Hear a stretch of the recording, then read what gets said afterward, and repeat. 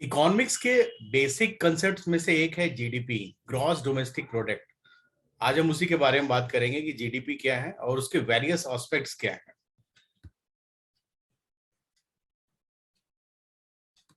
Gross का मतलब होता है टोटल। इकोनॉमिक्स में टोटल नहीं वर्ड यूज करते हैं, उसकी जगह हम ग्रॉस लिखते हैं। तो ग्रॉस का मतलब एक तरह से कुल है, यानी कि सकल। जीडीपी मतलब ग्रॉस डोमेस्टिक प्रोडक्ट। अब जीडीपी की डिफिनीशन की बात करते हैं, तो डिफिनीशन देखते हैं क्या है जीडीपी की डिफिनीशन। सकल घरेलू उत्पाद एक विशिष्ट समय अवधि में किसी देश की सीमाओं के भीतर उत्पादित सभी तैयार वस्तुओं और सेवाओं का कुल मौद्रिक या बाजार मूल्य है। तो यहां पर जो चीजें बात की जा रही हैं उस पर जरा ध्यान देने की जरूरत है। एक विशिष्ट समय की बात की जा रही है, विशिष्ट समय अवधि और देश की सीमाओं के भीतर, और फिर बात हम कर रहे हैं सभी वस्तुओं और सेवाओं, इनका कुल मौद्रिक मूल्य। तीन चीजें हैं, एक विशिष्ट समय अवधि, देश की सीमाओं के भीतर, और तीसरा सभी वस्तुओं और सेवाओं का मौद्रिक मूल्य। अगर अंग्रेजी में इसकी परिभाषा देखें तो gross domestic product is the total monetary और market value of all the finished goods and services produced within a country's borders in a specific time period. यानी कि यहाँ पे स्पेसिफिक टाइम पीरियड की बात की जा रही है। टोटल मॉनिटरी और market value of all the finished goods and services और within a country's borders, ये तीन चीजों की बात हम यहां पर कर रहे हैं।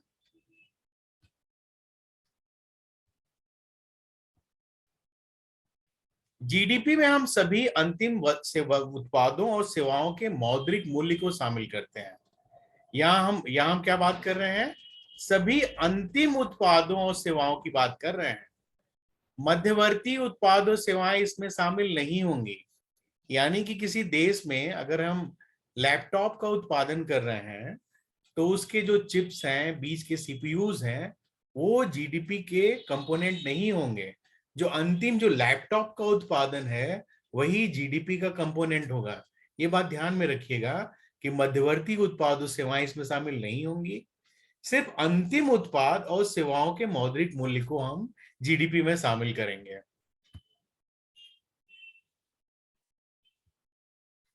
तो जीडीपी क्या है? GDP is the value of the final goods and services produced. और फाइनल गुड क्या है? अ फाइनल गुड और service is an item bought by it's final user during a specific time period.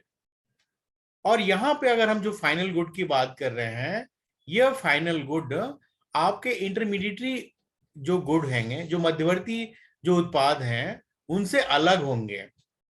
Final good जो होंगे वो मध्यवर्ती उत्पाद से बिल्कुल अलग होंगे। और जीडीपी में हम इंटरमीडिएट गुड्स और सर्विसेज को अवॉइड करते हैं, नहीं शामिल करते हैं। क्यों नहीं शामिल करते हैं? ताकि डबल काउंटिंग ना हो जाए। डबल काउंटिंग से बचने के लिए हम इसमें सिर्फ फाइनल गुड्स की बात करते हैं।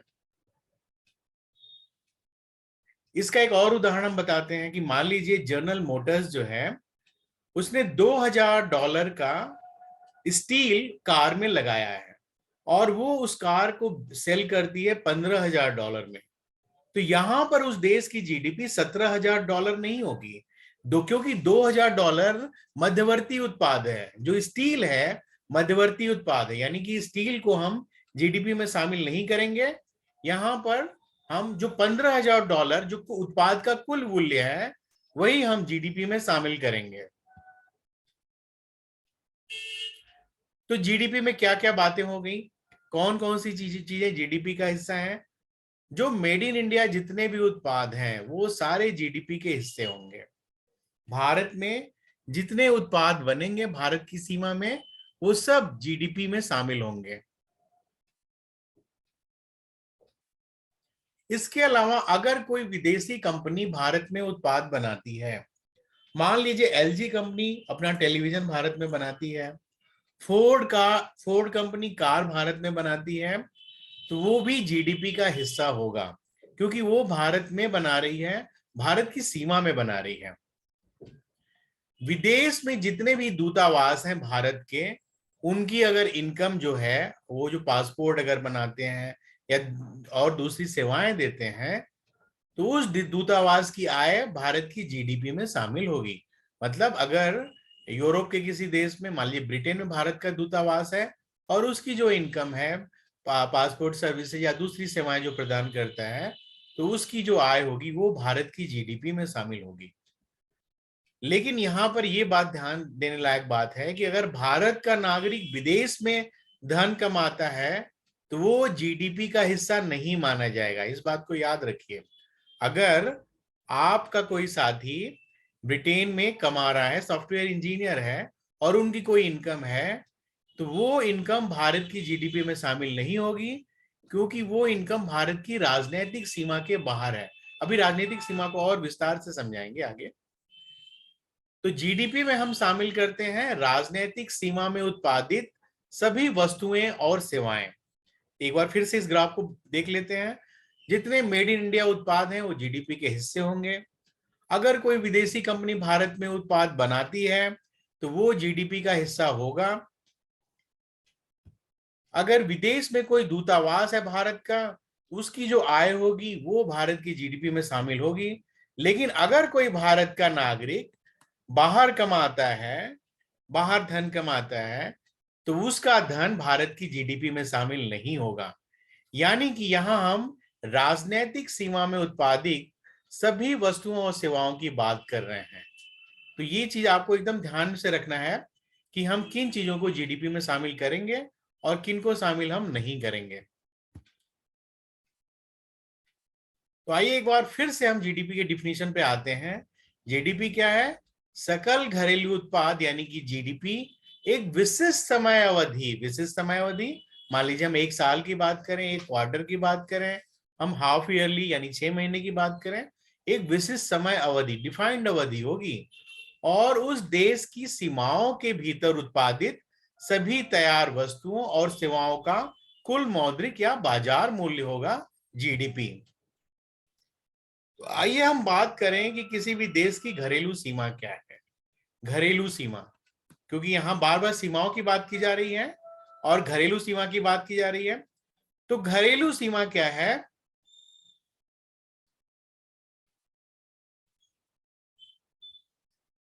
किसी राष्ट्र की घरेलू सीमा का अर्थ उस राष्ट्र की राजनीतिक सीमा से है, पॉलिटिकल बाउंड्री से है। जैसे हम ज्योग्राफी में हम जो मैप बनाते हैं ना, तो वो हमारा क्या होता है, ज्योग्राफिकल बाउंड्री की बात करता है। लेकिन इकोनॉमिक्स में हम पॉलिटिकल बाउंड्री की बात करते हैं। पॉलिटिकल बाउंड्री का मतलब, अगर हम देश से सटा हुआ जो समुद्री इलाका है, वहां कोई उत्पाद तैयार हो रहा है, तो वो भी हमारी जीडीपी में शामिल होगा। अगर एयर इंडिया का विमान ब्रिटेन में जा रहा है, और तो एयर इंडिया के विमान, उसकी जो आय होगी वो भी हमारी जीडीपी में शामिल होगी। तो यहाँ इकोनॉमिक्स से हम पॉलिटिकल बाउंड्री की बात करते हैं, ज्योग्राफिकल बाउंड्री की बात नहीं करते हैं। तो ये इस राजनीतिक सीमा को जरा समझिए। और ये अर्थशास्त्र में आर्थिक सीमा और सरकार द्वारा प्रशासित भौगोलिक सीमा को संदर्भित किया जाता है। इसमें व्यक्ति, सामान यानी कि गुड्स और पूंजी का आगमन स्वतंत्र रूप से होता है।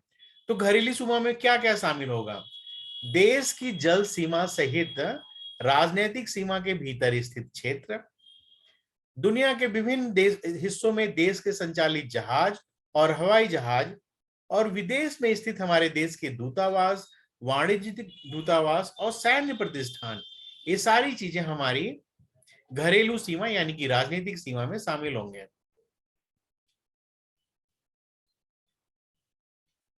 आइए हम घरेलू सीमा को और अच्छी तरह से समझते हैं कि मान लीजिए यहाँ इस्लामाबाद में भारत का हाई कमीशन है, और दिल्ली में वर्ल्ड बैंक का ऑफिस है, और यहीं भारत में चाणक्यपुरी में ब्रिटेन का दूतावास है। तो यहाँ पे डोमेस्टिक टेरिटरी में क्या क्या चीजें शामिल होंगी? जो पॉलिटिकल बाउंड्रीज है ये शामिल होगी, विभिन्न देशों के high commissions, embassies, military bases, ये, और भारत के जो मिलिट्री बेस बाहर के इलाकों में है वो भी शामिल होंगे। अगर जहाज, फिशिंग वेसल या एयरक्राफ्ट दूसरे देशों में जाते हैं, तो वो भी हमारी डोमेस्टिक टेरिटरी का हिस्सा होगा। और क्या नहीं होगा? कौन कौन सी चीजें हमारी डोमेस्टिक टेरिटरी का हिस्सा नहीं होंगी उनको देखिए। अगर विदेशी कंपनियों के एम्बेसीज हमारे यहाँ हैं, एड एजेंसीज हैं वर्ल्ड बैंक की, या फॉरेन गवर्नमेंट की एजेंसीज भारत में हैं, तो वो हमारा डोमेस्टिक टेरिटरी का हिस्सा नहीं होगा। इसके अलावा जो अंतर्राष्ट्रीय संगठन है, वर्ल्ड बैंक, IMF, इनके ऑफिसेज अगर भारत में हैं और इनकी कोई इनकम है, तो इनकी इनकम GDP में शामिल नहीं होगी और ये हमारे डोमेस्टिक टेरिटरी में शामिल नहीं होंगे।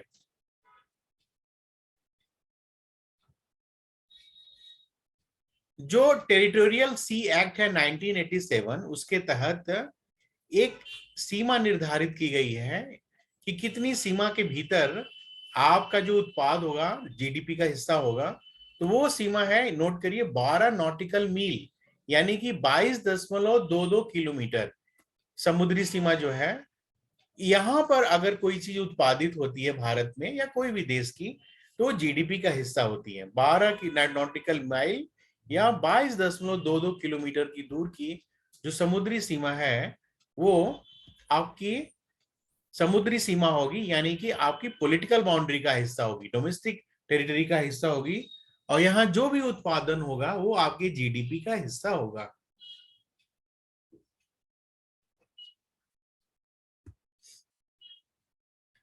भारत में जो भी उत्पादन होगा वो हमारे GDP का हिस्सा है, भले ही वो उत्पादन कोई विदेशी कंपनी बनाए, LG कंपनी बनाए या कोई विदेशी कंपनी बनाए, फोर्ड बनाए, तो ये सारी चीजें हैं आपके GDP का हिस्सा होंगी।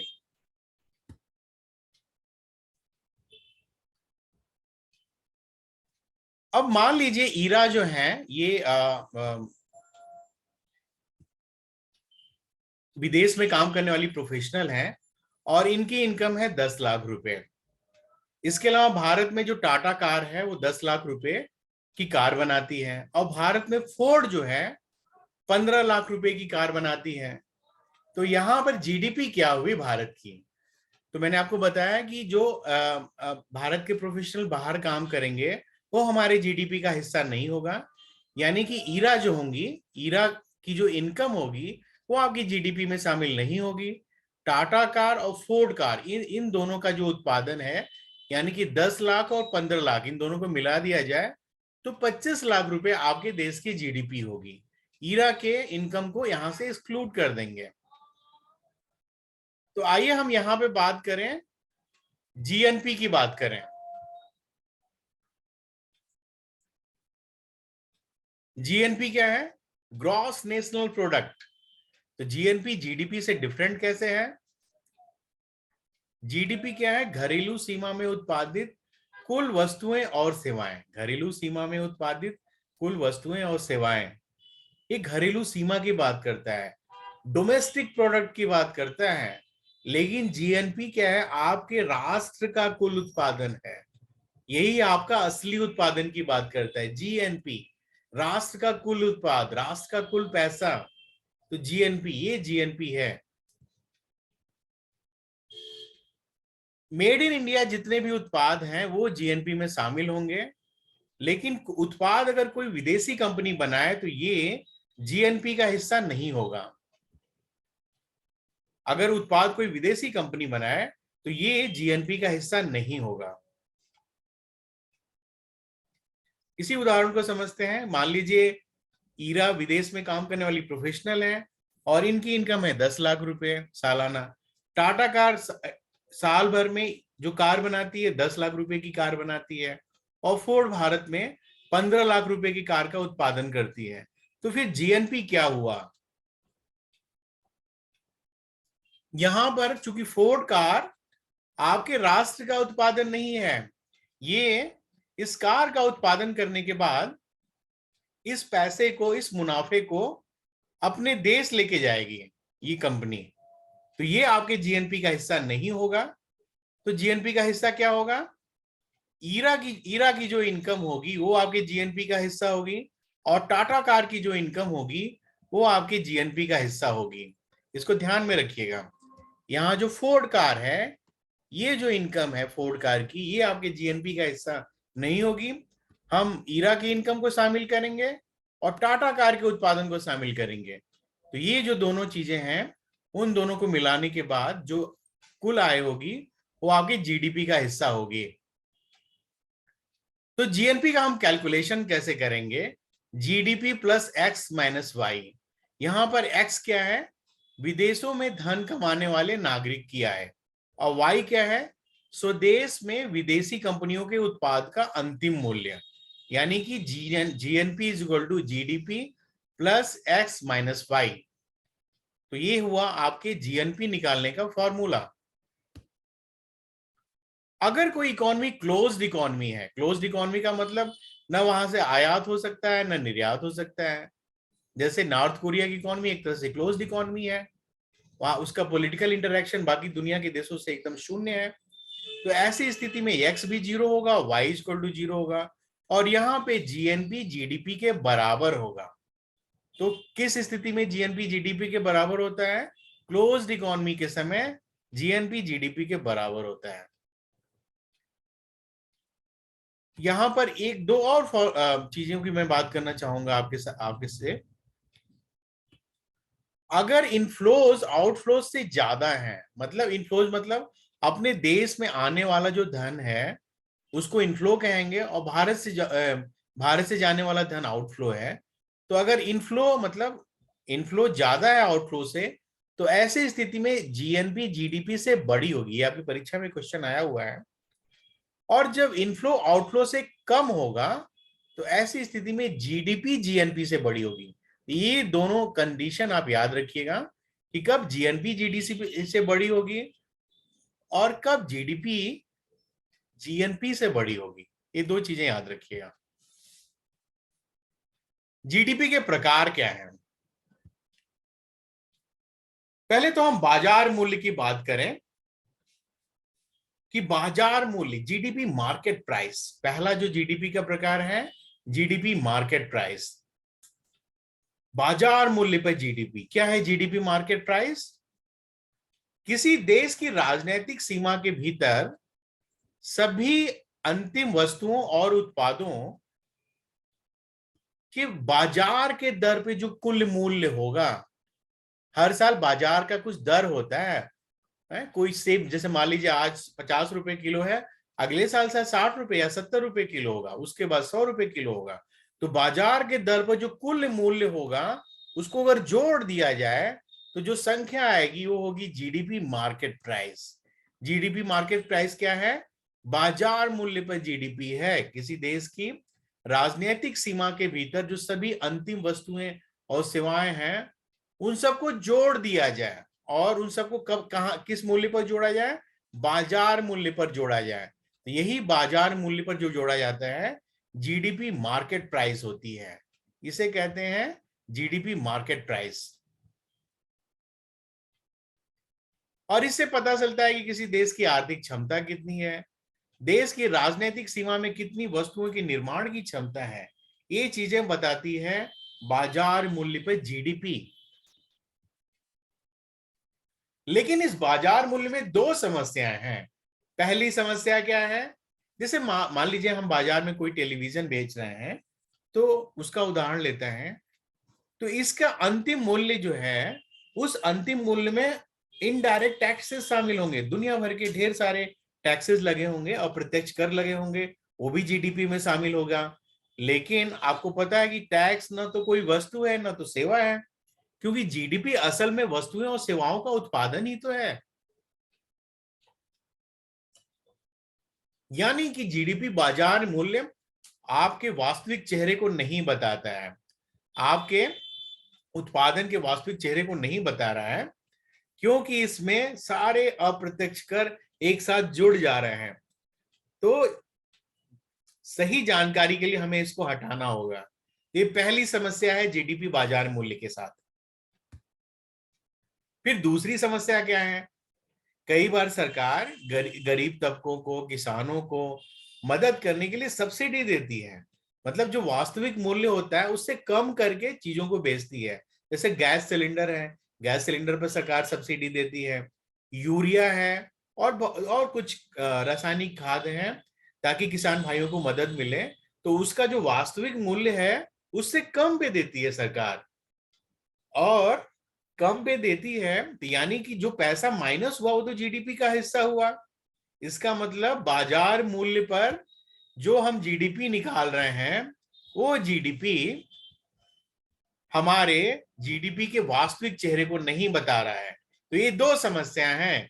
पहली समस्या है कि आप उसमें इनडायरेक्ट टैक्सेस जोड़ देते हैं, तो इनडायरेक्ट टैक्सेस ढेर सारे जोड़ दिए, उसको भी जीडीपी में शामिल कर लिया, तो ये गलत है।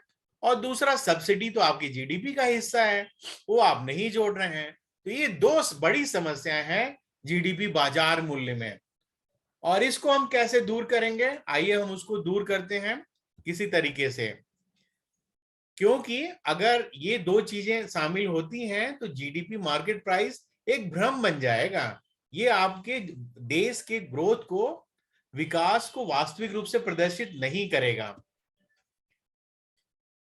इसका मतलब जीडीपी मार्केट प्राइस आपकी असली जीडीपी नहीं होगी, क्योंकि इसमें टैक्स जुड़ा हुआ है जो कि ना कोई उत्पाद है ना कोई सेवा है, यानी कि टैक्स जीडीपी का हिस्सा नहीं है। और बाजार मूल्य की ही वजह से इसमें सब्सिडी माइनस हो जाती है, सब्सिडी घट जाती है, जबकि सब्सिडी का पैसा तो आपके देश का पैसा है, आपका अपना पैसा है। आप उसको कैसे नजरअंदाज कर सकते हैं? आप उसको नजरअंदाज नहीं कर सकते हैं। तो फिर क्या करें?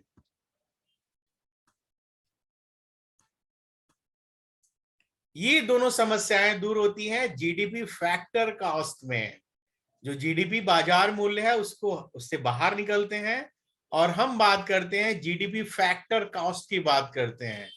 अब जीडीपी फैक्टर कॉस्ट क्या करेगा? इन दोनों समस्याओं को दूर करेगा। यानी कि क्या करेगा? टैक्स को घटा देगा और सब्सिडी को जोड़ देगा। टैक्स को घटा देगा और सब्सिडी को जोड़ देगा। यानी कि जीडीपी फैक्टर कॉस्ट क्या है?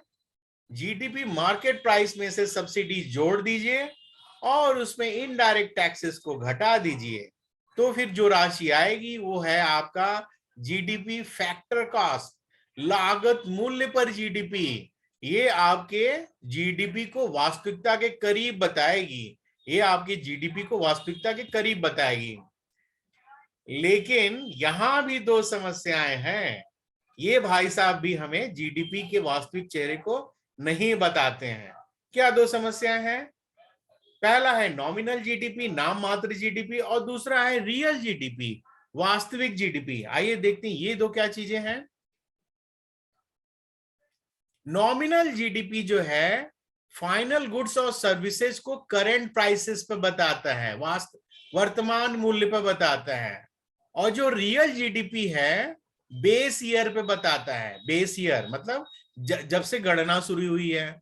और वर्तमान मूल्य, जब हम आगे बढ़ेंगे तो हर साल क्या होगा? मुद्रास्फीति आएगी। मुद्रास्फीति की वजह से वस्तुओं के दाम बढ़ेंगे, सेवाओं के दाम बढ़ेंगे। तो जो करंट प्राइसेस हैं, मान लीजिए आपने एक साल किसी देश ने 100 किलो प्याज का उत्पादन किया और एक साल में मान लीजिए उस साल प्याज की कीमत 5 रुपए है, तो 500 रुपए जीडीपी हो गई। अगले साल फिर 100 किलो प्याज का उत्पादन किया लेकिन दाम हो गए 10 रुपए, तो 1000 रुपए जीडीपी हो गई। यानी कि जीडीपी बढ़ी हुई दिख रही है, लेकिन कैसे बढ़ेगी जबकि जीडीपी क्या है? वस्तुएं और सेवाएं हैं, मूल्य तो नहीं हो सकते ना जीडीपी। यानी कि जीडीपी तो वही है, लेकिन करंट प्राइसेस के बढ़ने से आपको लग रहा है जीडीपी ज्यादा है, तो ज्यादा नहीं है। तो ये जानकारी हम करेंगे, इस समस्या को हम दूर करेंगे रियल जीडीपी में। रियल जीडीपी जो मेजर करता है वो क्या? बेस ईयर पर मेजर करता है। नॉमिनल जीडीपी और रियल जीडीपी को एक और उदाहरण से समझते हैं। मान लीजिए कोई छोटा सा अविकसित देश है, उसने साल 2010 में 50 किलो चावल का उत्पादन किया, और यदि उस समय चावल 12 रुपए प्रति किलो था तो इस उत्पादन का मौद्रिक मूल्य 600 रुपए हुआ। यानी कि जीडीपी हुई उस देश की 600 रुपए। और उसी देश ने 2022 में भी 50 किलो चावल का उत्पादन किया, और 2022 में चावल का मूल्य 30 रुपए प्रति किलो था उस देश में। यानी कि इस उत्पादन का मौद्रिक मूल्य हो गया 1500 रुपए। यानी कि जीडीपी उस देश की 1500 रुपए हो गई। लेकिन उत्पादन तो उतना ही है। 50 किलो चावल 2022 में उत्पादन हुआ और 2010 में भी उत्पादन हुआ। तो ये जो है, ये फिर इस यहां पे समस्या आ गई। यानी कि उस देश में 12 साल बाद भी उत्पादन उतना ही हुआ, लेकिन बस महंगाई चूंकि बढ़ गई है, इसलिए महंगाई बढ़ने की वजह से जीडीपी 2.5 गुनी ज्यादा दिख रही है। यानी पहले वाली जीडीपी बेस ईयर पे जीडीपी कहलाएगी और दूसरी वाली जो जीडीपी है वो रियल जीडीपी कहलाएगी। यहां पर हम अंतर कर देंगे कि पहले जो हमें राशि मिल रही है उत्पादन उतना ही है, लेकिन चूंकि मूल्य जो है वो बेस ईयर पर है, और जो दूसरे साल वाली जो जीडीपी है वो रियल जीडीपी है। और इसी बाद वाली जीडीपी को हम नॉमिनल जीडीपी कहते हैं। जो बाद वाली जीडीपी है यानी कि रियल जीडीपी, उसे ही नॉमिनल जीडीपी कहते हैं। तो आइए जीडीपी फैक्टर कॉस्ट के निष्कर्ष क्या निकले। जो रियल जीडीपी फैक्टर कॉस्ट ही जीडीपी फैक्टर कॉस्ट कहलाएगी। अगर हम जीडीपी फैक्टर कॉस्ट की बात करें तो हम किस जीडीपी की बात करेंगे? हम रियल जीडीपी की बात करेंगे। ये रियल जीडीपी किस पर आधारित होगी? बेस ईयर पे आधारित होगी। ये रियल जीडीपी बेस ईयर पे आधारित होगी और नॉमिनल जीडीपी वर्तमान कीमतों पे आधारित होगी। तो यहां अगर हम जीडीपी फैक्टर कॉस्ट की बात करें तो रियल जीडीपी फैक्टर कॉस्ट ही जीडीपी फैक्टर कॉस्ट के रूप में मानी जाएगी। ये चीज याद रखिएगा आप लोग। अगर डिप्रेशिएशन हो जाए, डिप्रिसिएशन का मतलब क्या होता है उसको थोड़ा समझिएगा। मान लीजिए भारत में किसी साल 100 टेलीविजन का उत्पादन हुआ और ये यही आपकी जीडीपी है। 100 में से 10 टेलीविजन खराब हो गए, तो जो खराब हुए वो क्या है? वही डिप्रिसिएशन है, मूल्य ह्रास है। तो डिप्रिसिएशन की स्थिति में क्या होंगे? डिप्रिसिएशन की स्थिति में क्या होंगे उसको जरा ध्यान देखिएगा। वहां पर जीडीपी और जीएनपी की बात नहीं करेंगे। यहाँ जी को हम एन से रिप्लेस कर देंगे, याद रखिएगा। यहाँ पे जीडीपी और जीएनपी की बात की जा रही है, लेकिन जब मूल्य ह्रास की बात होगी तो वहां पर हम एन, जी की जगह एन लिखेंगे यानी कि एनडीपी, और एनएनपी की बात करेंगे यानी कि जी की जगह एन हो जाएगा, और ग्रॉस की जगह नेट की बात करेंगे, शुद्ध की बात करेंगे, सकल की बात नहीं करेंगे, शुद्ध की बात करेंगे।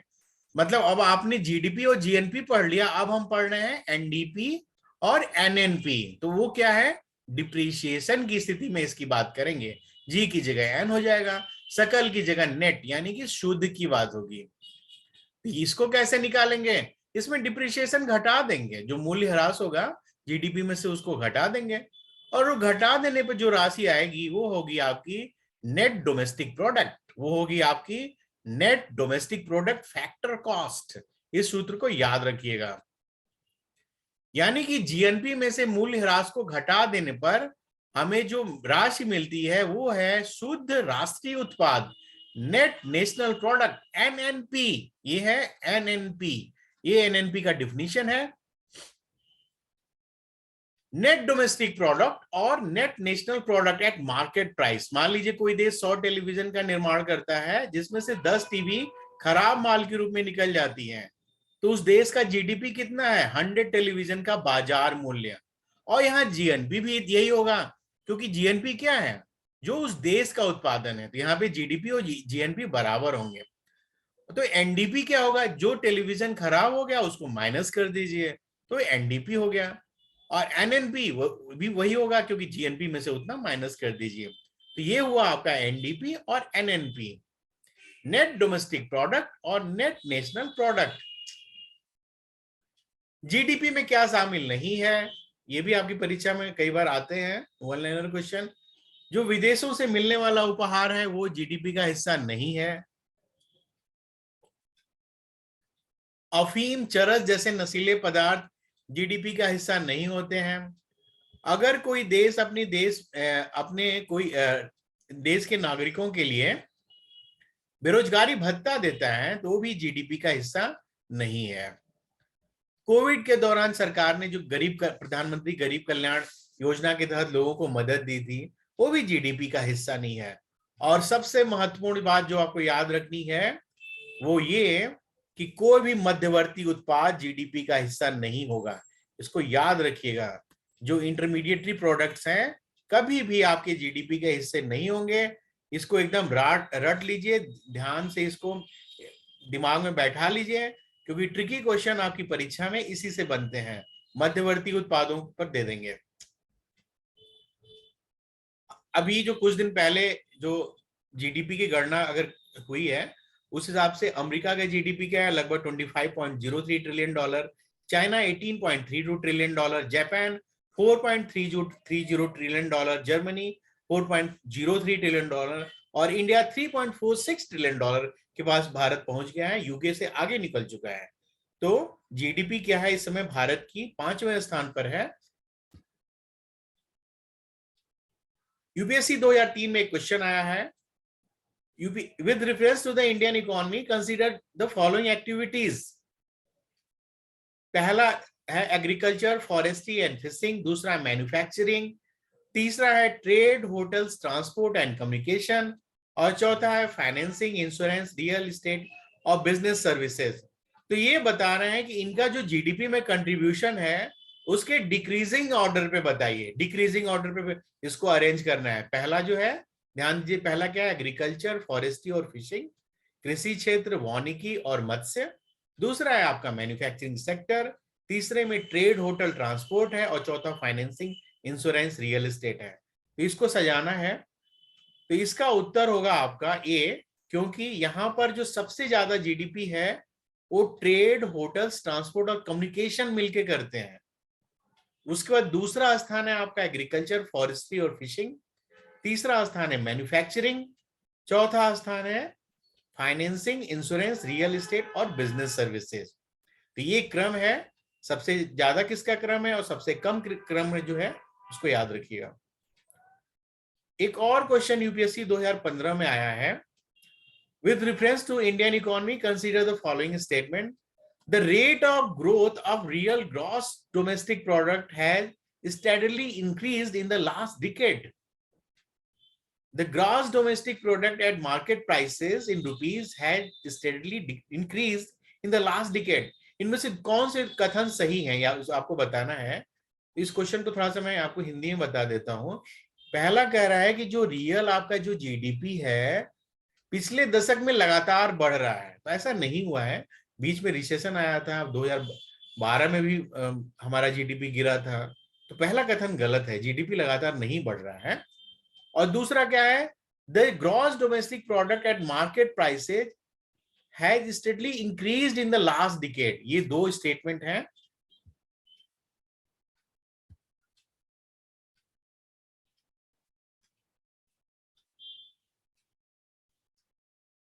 तो इंडियन इकोनॉमी का जो ग्रोथ रेट है 8-9% से गिरकर 5-6% हो गया था पिछले कुछ सालों में, और ये 2008 के रिसेशन के बाद ये चीजें ज्यादा हुई थी।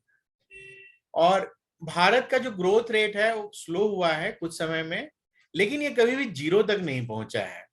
So through out the last decade the GDP at market price has constantly climbed year on year. मतलब जो जीडीपी मार्केट प्राइस है हर साल लगातार बढ़ती गई है। तो इसका जो दूसरा स्टेटमेंट है यही कह रहा है कि GDP market price has steadily increase in the last decade, यानी कि दूसरा कथन आपका सही है, यानी कि आंसर हुआ आपका बी।